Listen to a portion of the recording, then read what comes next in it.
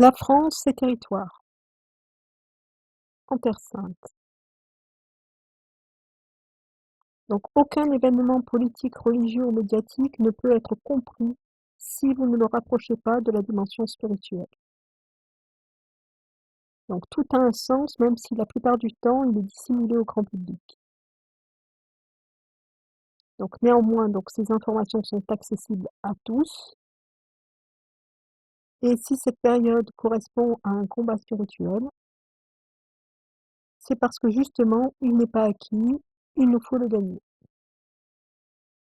Donc à présent, vous allez apprendre comment identifier un événement,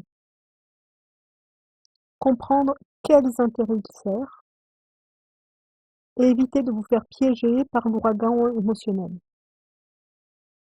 orchestré par la mafia dirigeante dont le seul objectif est de maintenir l'humanité en esclavage.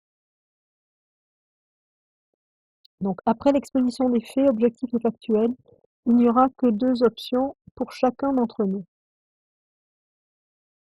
En faveur ou non d'un système dont l'objectif est de maintenir l'humanité en esclavage.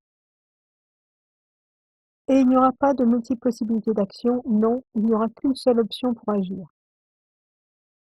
À présent, laissez-moi vous présenter la Palestine, non pas comme un Israélien ou comme un Palestinien le ferait, mais comme un chrétien le ferait, en toute connaissance de cause, en son âme et conscience, en respect du patrimoine spirituel transmis par notre Seigneur Jésus-Christ et en témoignage de reconnaissance à la Sainte Famille, à Notre-Dame de Palestine, à Saint Joseph et à notre Rédempteur pour leur don à l'humanité en faveur de la paix dans les nations et dans l'Église.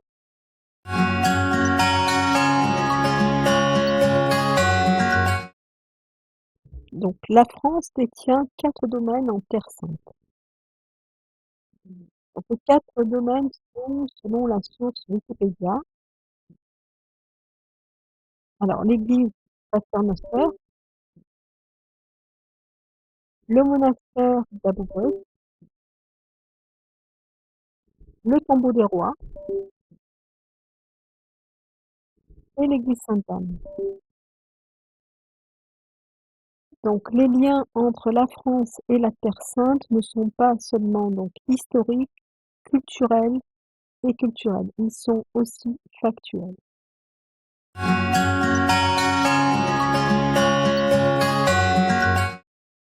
Sur le plan géopolitique mondial, la France fait partie des pays à l'origine de la création de l'ONU, 24 octobre 1945.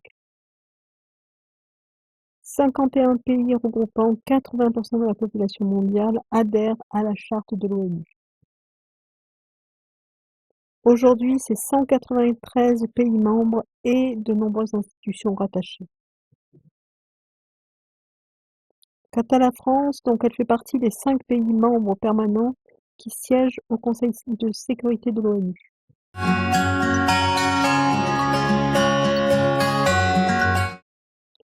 La France a donc 3 bonnes raisons de s'intéresser à ce qu'il se passe en Terre sainte. La dimension spirituelle, c'est la fille aînée de l'Église. La dimension politique, la France siège au Conseil de sécurité des membres permanents de l'ONU. La dimension géographique, elle détient 4 domaines sur le territoire de la Terre sainte. Et enfin, comment dire qu'il reste cette dimension civilisationnelle pour tous les pays chrétiens et notamment catholiques. Comment se défaire de nos liens avec la Terre sainte, lieu de naissance de la Sainte Famille, berceau de l'humanité,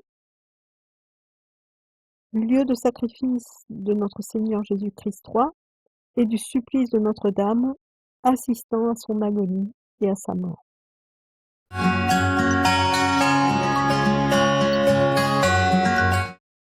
Donc ONU et la résolution 181, le plan de partage de la Palestine. Donc la résolution 181, plan de partage de la Palestine, organisé par l'ONU. Donc est-ce un hasard le choix du nombre 181? Donc les particularités mathématiques et géométriques du nombre 181. Le nombre 181 est un nombre premier, indivisible, sauf par lui-même et par un. C'est un nombre palindrome. Il est un entier symétrique, dans le sens où il peut se lire de droite à gauche et de gauche à droite. Le 181 est un nombre pentagonal centré. En mathématiques, un nombre pentagonal centré est un nombre figuré polygonal centré qui peut être représenté par un pentagone régulier. Vous voyez ici sur la figure.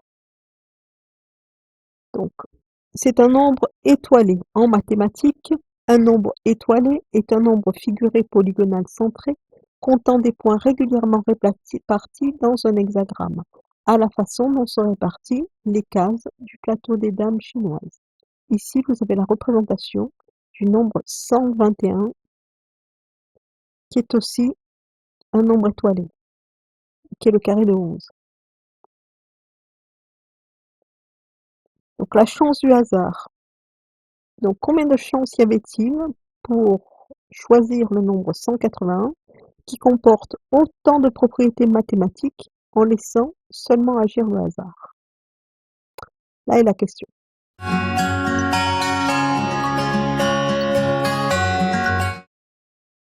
Donc à propos de l'ONU. Donc à l'origine, il s'agissait de la Société des Nations. C'est le traité de Versailles de 1919 qui donnera naissance à la Société des Nations et dont le siège se situera à Genève.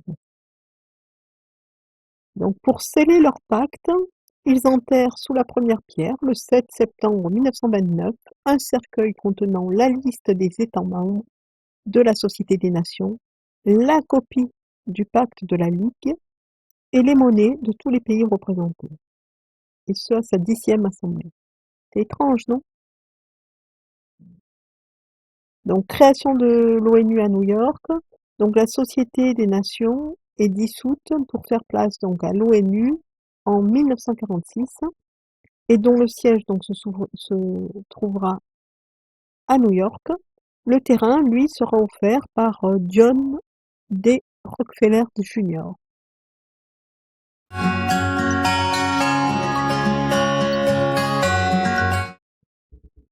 Les conclusions à présent. Il n'y a donc que deux façons d'analyser et de comprendre les événements que nous vivons. Alors, soit vous pensez que tout ce qui précède n'est que la somme de hasards et de coïncidences, sans lien les uns avec les autres, ou soit en considérant que nous sommes donc sous gouvernance de légions qui obéissent à l'Antéchrist. Dans le second cas, vous avez compris que le projet du nouvel ordre mondial met en place son agenda 2030 en s'appuyant donc sur toutes les institutions nationales et en utilisant l'argent public des nations qui devrait servir donc à la population et à ses services publics. Si nous reconnaissons que l'adversaire est l'Antéchrist, alors c'est déjà que nous avons conscience que la solution est le Christ roi. Donc à ce niveau, donc je ne peux proposer aucune solution pour un non-croyant, puisque le projet de l'Antéchrist semble être un esclavagisme irréversible et de fusionner l'intelligence artificielle avec la biologie. Pour les croyants, il suffit de prendre conscience que ceux qui vous représentent servent des projets de l'Antéchrist, qu'il ne faut donc en aucun cas collaborer de manière ou d'une autre, mais il vous faut aussi les dénoncer. Enfin, et pour que les choses soient claires, en nous donnant le libre arbitre, notre Créateur nous laisse le choix, donc il n'y aura pas de libération collective. C'est à chacun de décider s'il adhère au projet de l'Antéchrist ou s'il n'adhère pas du tout, et qu'il souhaite revenir à la gouvernance du Christ roi.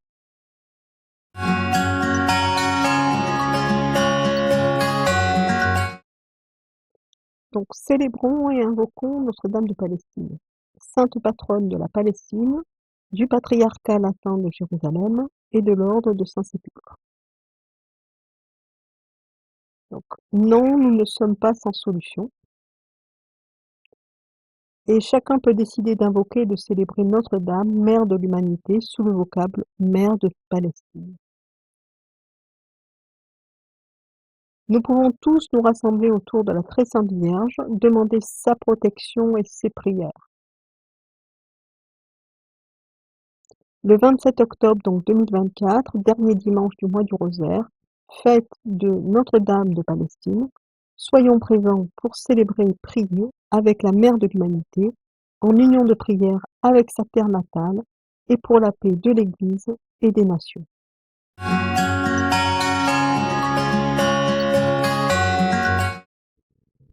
Prière à Notre-Dame de Palestine, fête le dernier dimanche du mois d'octobre, soit le 27 octobre 2024.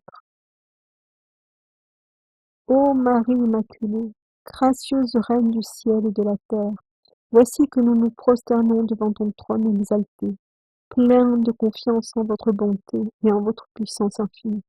Nous vous supplions de jeter un regard de pitié sur la Palestine, qui plus que toute autre terre vous appartient, puisque vous l'avez honorée de votre naissance, de vos vertus et de vos douleurs, et que c'est là que vous avez donné au monde le Rédempteur. Souvenez-vous que c'est là spécialement que vous avez été constituée notre tendre mère, dispensatrice de grâce. Veillez donc avec une protection spéciale sur votre patrie, en dissipant les ombres de l'erreur, car c'est là que brillait le soleil de la justice éternelle. Faites que s'accomplisse promptement la promesse sortie des lèvres de votre divin Fils, qu'il n'y aurait qu'un seul troupeau et qu'un seul berger. Obtenez pour nous tous que nous servions le Seigneur dans la sainteté et la justice pendant les jours de notre vie, afin que par les mérites de Jésus et avec votre aide maternelle, nous puissions enfin passer de cette Jérusalem terrestre aux splendeurs de la Jérusalem céleste. Amen.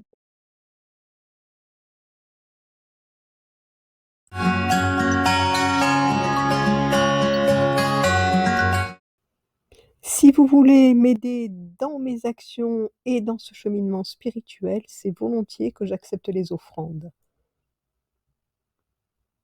Alors, elles seront utilisées uniquement dans le domaine spirituel, pour l'achat de cierges, fleurs, pèlerinages, fournitures pour la bannière de Notre-Dame d'Afrique que je brode en ce moment, etc. Donc j'ai un métier, je suis prestataire en cuisine santé. Enfin, donc voici donc le compte de mes revenus de subsistance, c'est le compte N26 dont voici les coordonnées. Et pour mon compte de dépenses spirituelles, voici le compte Wise et les coordonnées bancaires. Merci et à très bientôt pour une prochaine vidéo.